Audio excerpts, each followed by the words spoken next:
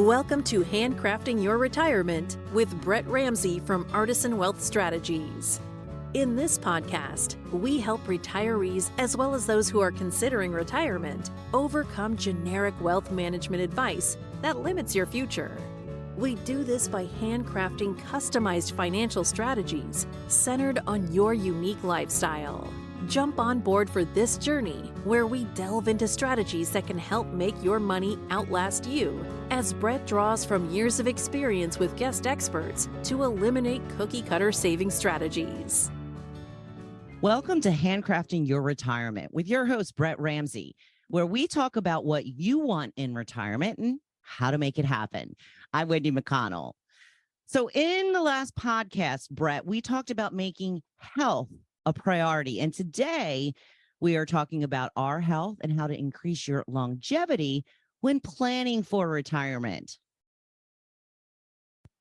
Well, I'm a little sore from that workout yesterday, so I had to skip mine this morning because I'm trying to work on my longevity, quite frankly. But one of the things that we start with when we start working with our clients is they always ask us the same question. It was, do I have enough? And then they go, are you really sure I have enough? And I always tongue in cheek ask a question. I go, well, do you know when you're going to die? And they get really pale. And I was like, well, I don't either. And so one of the things that we have to start thinking about is the way in which we do our planning process is we're trying to match up your spending habits with your resources. And we ask the question, when do you need the money? And the when you need the money question, the first few years of retirement is usually pretty simple for people. But when they start thinking out, and the typical average person is going to live between 20 and 25 years, quote unquote, in retirement, then it gets a lot more difficult for them to think that far down the line. And so what we started doing is starting to help them understand, what does the quality of your life look like as you age, so that we can properly plan your investment strategies to match up with your spending habits. And there's some other research that we'll talk about with our clients that was done by the MIT Age Lab and some other great resources that talks about like kind of three distinct phases. And they call them the go-go years, the slow-go years, and the no-go years. So in starting to think about longevity and helping our clients understand that arc of what are the things that are going to most likely occur to them as they age, so that we can plan correctly. And we were just really having a difficult time getting our clients to think about the really uncomfortableness of what might happen more towards the end of their life, and especially with healthcare and healthcare costs. And so that's really one of the challenges that we had as financial advisors and in our firm and connecting with our clients. And so we started trying to look for resources to help us figure that out better. And really, that's how we came across Heather's firm in Genivity, is to try to really help our clients do that. Because most of the time we do these boring, what are called risk tolerance questionnaires, and then we just guess at when people are going to pass away.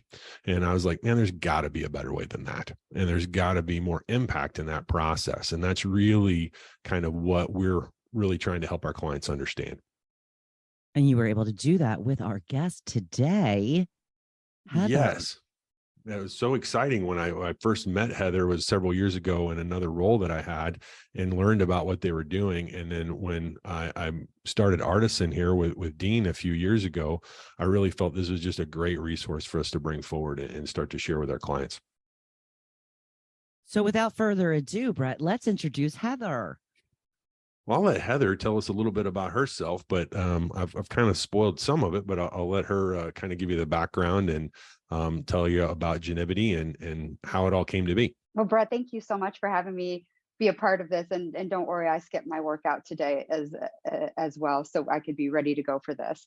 But yeah, so our company is called Genivity, and we purpose-built some software to help answer the important questions Brett was talking about here at the beginning, which is, how do you make good decisions around your longevity and your health in relation to your financial needs? Because that's the big wild card question that's can be really hard to answer. And so our team is both a mix of healthcare and financial services professionals who teamed up together to create software that can really help you think more thoughtfully about these questions, and then be able to really create a more custom plan to make sure that your money lasts. So basically, our software was designed to take you through an educational assessment and experience that takes 3 to 5 minutes to complete. And then from there, we're able to match you up with people very similar to you to come out with some projections about how to think about your active phases of retirement, those kind of go-go phases, what those later slow-go phases could potentially look at. And then what are different things that you could do today related to lifestyle that could actually help you live longer, but even more importantly than longer, live healthier. And so I think we're going to talk about that a little bit more, but that's just kind of our Genivity HALO software does. That is something that Artisan Wealth exclusively offers clients. Heather, may I jump in and ask either one of you, what is the go-go phase? Yeah, I'll take a first stab at that, and then I think one of the things that I'd like Heather to expand upon a little bit is the what I call finding people that are like you, and that's what I love about their process and their software. So first thing is that for years there's this, I believe, quite frankly, inaccurate projection telling people that when they first retire that they're going to spend less than they did when they were working. For years, I saw this projection tool of, okay, plan for 80% of your working income when you retire. And the data overwhelmingly shows that that is inaccurate, right? That when we really look at real numbers of real people, which once again is what I love about Genivity, is that there's no, fake person out there. These are real people, right?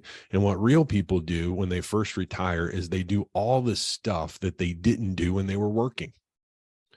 And they go out there. So if there's a trip or a vacation that they haven't taken, they take it. If there's a project at home where they wanted to do this or repair that or redo the kitchen, that's what they do. And so for most people in those first 3 to 5 years after they quote unquote stop working and retire, they they do more, and actually most of the time actually spend a little bit more than they were spending before they actually retired.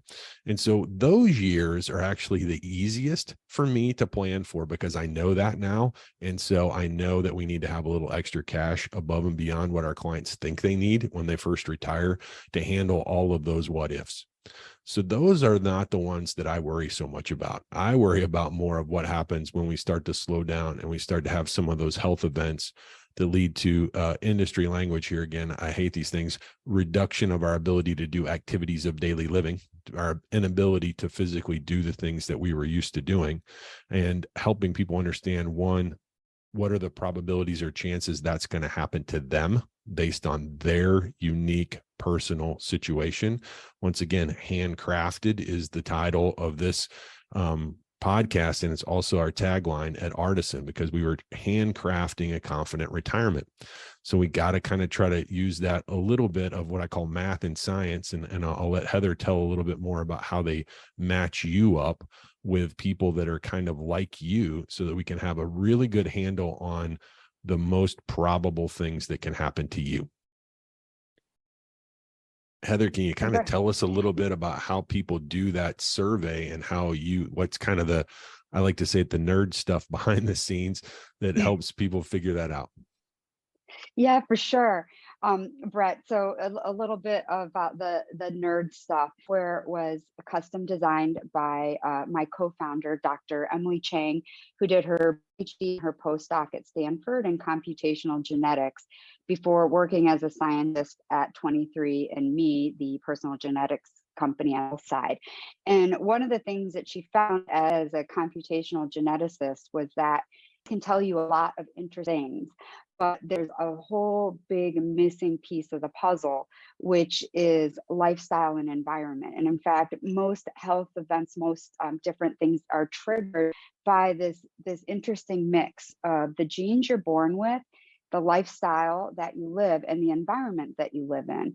And so our software starts with an analysis around family health history. And the reason why we look at family health history is that is the single strongest predictor of disease risk. And family health history is that perfect combination of you share genes, you inherit genes from your parents and across your family members.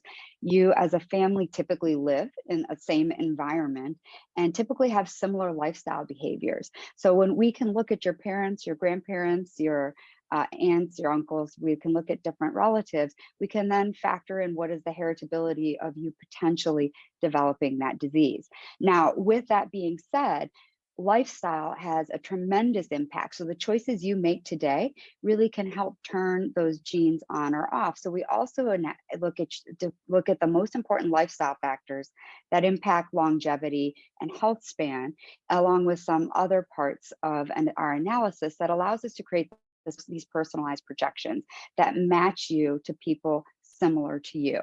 Now, the analysis that Artisan has that they take into this more handcrafted approach with the planning will look at all these different factors and then allow you to have a much more thoughtful conversation about how do we want to plan for how long we need to invest, how aggressively we may need to invest, and then how do we really want to think about those go-go years in retirement, both the kind of early active years as well as those later active years. And then when it comes to those slow go years, which all of us are going to face at some point, this allows you to be really empowered in the conversation about how do you want to be cared for, what do you want to be cared for, and what does planning for that look like? So there are no surprises. You're just able to execute on that plan. Well, I know for me personally, Heather, I actually have taken the analysis and looked at it and was really, that was our last podcast where I really discussed my personal health journey and the impact that these ideas and the data behind it, because by this point in time, our listeners probably know I'm a recovering engineer. So I'm a very technical thought person who likes data to make decisions. I realize that is not how most people make decisions out there, but for me, it's really important. So can you maybe walk us through some examples of what people will learn, maybe a few of the case studies that you've done that they, how as they take their survey, how that kind of helps them identify these opportunities for them to have the impact in their own, not just how long they're going to live, but what I really loved about it was really kind of looking at what's that quality of life that we're going to have as we age. Can you maybe give a couple of examples of that? Absolutely. So I think one of the biggest things that most people are surprised about is that they are projected to be living much longer than they thought. And so that's a positive. I mean, the reality is people are living longer in the US. But I think the next question is, so how do you live healthier longer? How do you increase health span? And so what we allow you to do is, if there's anything that you could potentially optimize today that can help you live a longer active go-go phase of retirement and kind of minimize those slow go years and optimize your longevity, what we do is we allow you to toggle those options on so you can see in real time how, if you decided to maybe get a little bit more active each week, what does that look like? One of my personal biggest weaknesses is fruits and veggies.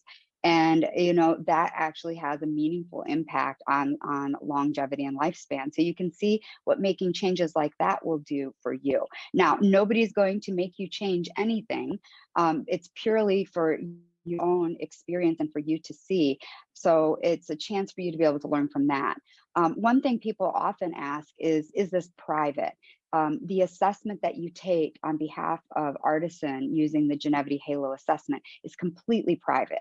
So the questions that you go through, even Brett won't see the details of the answers. He'll only see a high level analysis with the important projections from a longevity and financial perspective that he needs to help really, craft that plan in a more custom way. So you have the confidence of going through and being as honest as you can be as you go through this assessment. The data is completely private and secure between you and Artisan. But oftentimes what we see is it's very interesting conversations that happen between couples. So when taking this assessment and looking at each other's active phases in relation to when each spouse wants to retire can really ignite some interesting questions. So for example, one that we had recently heard, the husband was a little less active and healthy, and the wife was really concerned when she saw the assessments that they weren't living life enough. And so that really motivated her to get more involved in the financial conversations with their advisor to make sure that she was really up to speed on this, but then also to really actively engage her husband on what are things that we can start doing now. And so I think that's the power of seeing those kind of active go-go phases, because it can help you decide, maybe we want to retire earlier, or maybe even if I love to work and I say I'm going to retire in my 70s, that doesn't mean that we need to take maybe a safari trip we've been dreaming of, or some other type of vacation. It allows you to do better planning. So those are some of the common use cases that we hear. Another one that can be tricky is when people are trying to understand if they need any kind of additional protection in their financial plan related potentially some sort of insurance decision. The software was designed to be unbiased. Remember, this is just a private thing between you and your advisor at Arden. And so this gives you kind of that sneak peek understanding of if there are decisions that maybe make sense to you related to some sort of protection there. There's obviously no ties to anything else. It's really meant to show you that unbiased lens so that you and your family can make the best decisions possible. Yeah, as Heather, as you were saying that, you and I must be kindred spirits, because I really have a fruits and veggies problem too. And I actually declared as a young boy, I walked into the kitchen and told my mother that I will not eat another vegetable. So I was a meat and breaditarian. It was a real thing that I did when I was 4. And so my diet consisted of Frosted Flakes for breakfast. These are true things. I had Frosted Flakes for breakfast every day. I had a Oscar Mayer bologna sandwich on Wonder Bread with ketchup. And that was lunch every day. And then I would usually have dinner with the rest of the family, but no veggies. And so as most of our listeners and people that know me now, I'm about a 6'4" big fella. And when I was younger, people used to say, they would be like, oh, you need to eat like Brett so you'll grow up to be big and strong. And I would just giggle. And so I think that, but as I've gotten older, I realized that those choices that I was making as a child, I can't outrun my bad diet. And that came through very clear when I did my assessment, right? Is that if I want to be healthier, I need to do that and make those changes. And I am, as we talked about in the last episode, I'm no longer afraid of salads. And I actually do know how to make broccoli now and other veggies. But those are kind of, I think sometimes when people think about these things, those are the practical things that are going to come out of this, right? Yeah. Is that it's not like, these like what I call secret strategies of, eating, taking some special herb or doing all these crazy things. It's really practical things like eating well-rounded, being active, sleeping well, things that you have some control and impact on. And so that's what I really love about this is it's very, very practical and doable. And what we're trying to help our clients is just understand these things. So, we talked about, as they get to look at kind of what I call a sneak peek into their future by looking at other Americans that are like them, that answer the questions, that have similar family medical histories, as you were explaining. And so we oftentimes use the phrase that we want our clients, these are the things that people that are most like you have done to be successful. Right? We're not trying to turn you into other people. We're trying to turn you into nobody. We're trying to help you become the best version of you to live the life that you want. Now, one of the other things that you brought up there, Heather, that I think to me personally is the most uncomfortable conversation that I have with my clients. which is the reality of what can happen as we age when we need care from others. And I know one of the ahas for me was looking at how that could be changed or condensed by making better lifestyle choices. You use the word lifestyle. That's outside of my genetics. Can you maybe talk about some of the examples where you've seen people kind of have that aha moment about what that would look like for them? As you know, I hate using the word, most people think of like nursing homes, but really we know that's not where most of the care is delivered, but the impact on that quality of life towards the end. Sure. So that's obviously it's a tricky one, because all of us, I think most people, we want to think that we're going to be healthy and then someday just go to sleep and that will be. But the reality is most of us are going to need care at some point in our life, and pretty much all of us will provide care to somebody else. So wouldn't it make more sense that instead of, when you get to that point, everybody's scrambling to try and figure out what to do or how to plan for it or to make sure that you're financially prepared, is to have a plan today so that everybody's on the same page. You have the financial plan in place to protect for that, and that you're then able to live your life on your terms, especially at that phase in your life. And so we as we show kind of your active life pre-retirement, your active life in retirement, and when we look at those slow go years, it's also really important to look at this in the context of whether you are a single individual and thinking through how you want to plan that way, whether you're part of a couple. Oftentimes when it comes to couples, this response will typically be from the one of the spouses, well, I'll take care of him, I'll be the caregiver for him when he needs care. But the question that you may not be thinking about is, will you also be healthy enough at that point to provide care for your spouse? And if you both are kind of overlapping in those slow go years, how is that going to work? So can we think about ways to strategize and time that? Can we think of an approach to that can help you both live well longer? Like another common use case we see are with couples that have a kind of an age gap. And what does that look like for their different phases to make sure that everybody is able to live their best life? And that's where your advisor is then able to help you kind of custom blend the plan and making sure that everybody is going to be taken care of. When we come to thinking about those phases, oftentimes family will become involved. And one of the most complex things for an advisor and for the family, and I'm sure many of you listening have been through this experience yourself and are nodding your head, which is trying to understand the wishes of your parent or your loved one. Like we went through this this year with my father, where we were everyone in crisis mode, and how do we provide the best care for him the way that he wants it, and do it and be able to execute on it quickly. But my mother was very, very concerned about cost. Even though they had a plan in place that allowed for these things, she was still afraid.